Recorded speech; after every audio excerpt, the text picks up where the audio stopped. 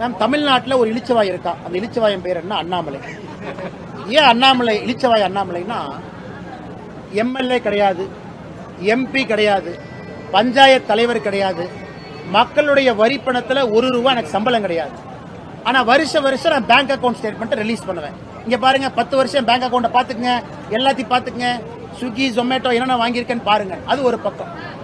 நான் சொந்தமாக நான் சம்பாரிச்சு ஒரு விவசாய நிலம் வாங்கினாலும் நான் மட்டும் எக்ஸ்பிளனேஷன் கொடுக்கணும். இன்னைக்கு நீங்க ஆர்டிஐல போட்டவே தெரியும் சகோதரி அவர்களே, என்னுடைய பட்டான் என்னலாம் உங்களுக்கு தெரியும், நான் அதை மறுக்கல.